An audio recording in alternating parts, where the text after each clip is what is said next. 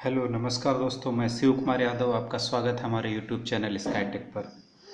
दोस्तों, मैंने इसके पहले वीडियो में अवकलन की परिभाषा बताई थी और साथ में बताया था कि इसके कुछ फॉर्मूलों से हम सवालों को लगाना शुरू करेंगे और उसके बाद में जो अवकलन का जो अवकल गुणांक निकालने का प्रथम सिद्धांत है उससे सवाल लगाएंगे।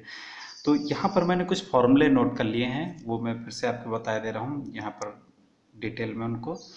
D by d x of c मतलब कि जो अचर पद होगा, अचर पद का अवकलन हमेशा शून्य होगा।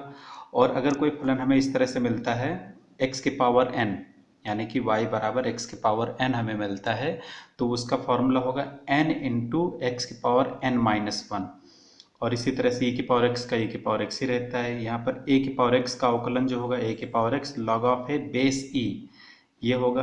अगर क्या है, आधार कोई अचर संख्या, a का मतलब हो गया कोई अचर संख्या है और घात चर संख्या है, तो उसका जो अवकलन होगा a की पावर x यानी कि अचर पद की घात x लॉग ऑफ है बेस e, यानी कि a यहाँ पर क्या है, अचर पद है। उसके बाद में लॉग ऑफ x बेस ई इसका होगा 1/x। उसके बाद में नीचे जो फॉर्मूला है लॉग ऑफ एक्स, बेस यहाँ चेंज हो गया, ई से कितना हो गया, ए हो गया है, तो इसका जो फॉर्मूला होगा 1/x log of e base a. इसका जो डेरिवेशन है मैं बता दूंगा आगे चल के।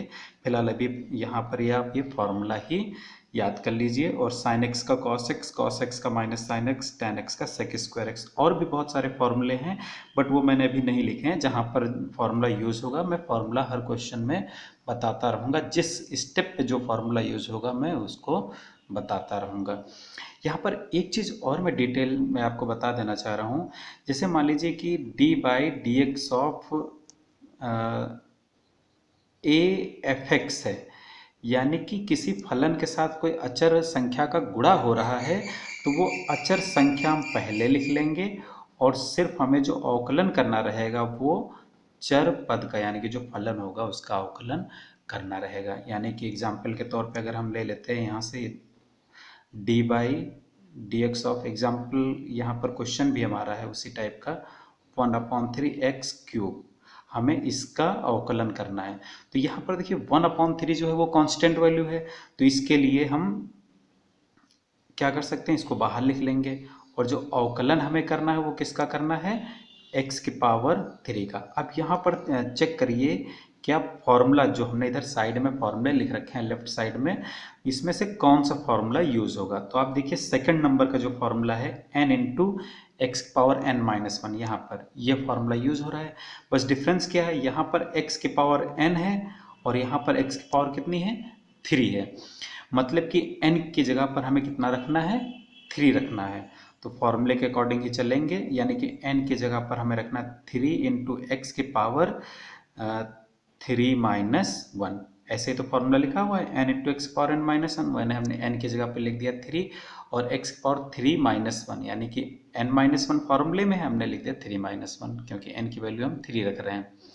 ठीक है, तो अब यहाँ पर देखिए ये गुणा हो रहा है और यहाँ 3 ये बटे में, इस 3 से 3 कैंसिल हो जाएगा, बराबर कितना x घात के 3 में से 2 घटा देंगे, 1 घटा देंगे तो कितना बचेगा, 2। ये हो गया हमारा आंसर। ठीक है, ये हमारा आंसर हो गया। अब इसी का सेकंड क्वेश्चन भी देख लेते हैं। सेकंड पार्ट जो है ये हमारा था फर्स्ट पार्ट। अब यहाँ पर सेकंड पार्ट भी क्या दिया गया है क्वेश्चन में, हम इसको y के बराबर लेके चल रहे हैं। ठीक है, y बराबर दिया गया x की पावर -8, ये हम मान लेते हैं कि y के बराबर है। अब हमें इसका अवकलन करना है, तो यहाँ लिख दीजिए, वहाँ हमने नहीं बताया, यहाँ पे बता रहा हूँ। लिखेंगे x के सापेक्ष अवकलन करने पर, मतलब दोनों पक्षों का करेंगे, तो लेफ्ट साइड में क्या हो जाएगा, d y by d x, और राइट साइड में क्या होगा, d by d x of x की पावर -8, ये होगा। अब यहाँ पर देखिए भाई दूसरा फॉर्मूला फिर से लगेगा, D by d x, x की पावर n की जगह पर कितना है, यहाँ पर -8, यानी कि n इक्वल टू हमें कितना लेके चलना है, x की पावर n-8।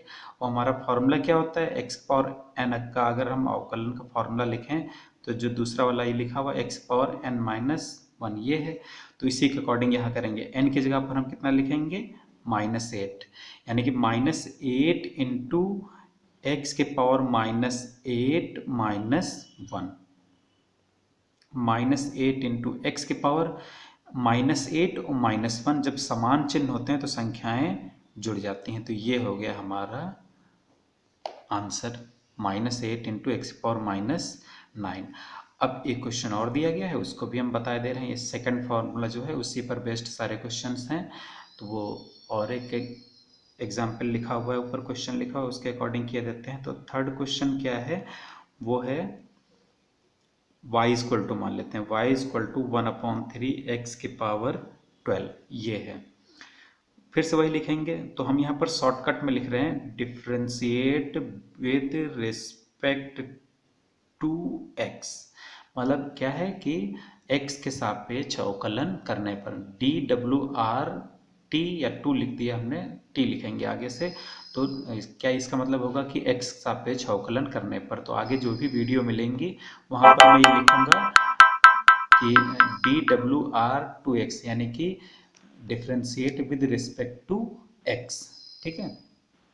तो यहाँ से क्या होगा, dy/dx equal to d/dx of 1/3 x के पावर 12। तो यहाँ पर देखिए 1/3 कांस्टेंट वैल्यू है, इसको हम पहले लिख लेंगे। इसका अवकलन, अचर पद का अवकलन 0 होता है, लेकिन इस चूंकि यहाँ गुणा हो रहा है तो इसका अवकलन हमें नहीं करना रहेगा।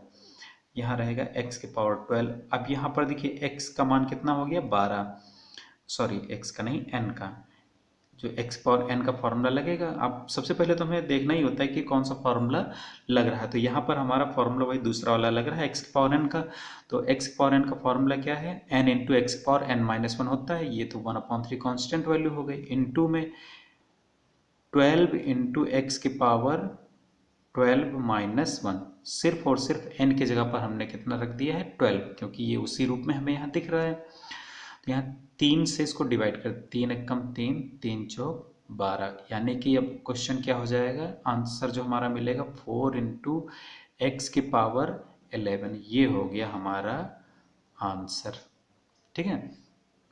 तो इस तरीके से हम सारे क्वेश्चंस सॉल्व करेंगे एक्स पावर n बेस्ड वाले। तो इस फॉर्मूले पर बेस्ड क्वेश्चंस हो गए, और भी आगे कुछ क्वेश्चंस हैं जो इसी फॉर्मूले पर बेस्ड हैं, तो उनको भी मैं आगे सॉल्व करता हूं। अगर ये वीडियो आपको मेरा पसंद आया तो प्लीज़ इसको लाइक कर दीजिए, और मेरी जो भी कमियां रहीं इस वीडियो में उसको कमेंट कर दीजिए, और अपने दोस्तों में इसको शेयर ज़रूर से ज़रूर कर दीजिए।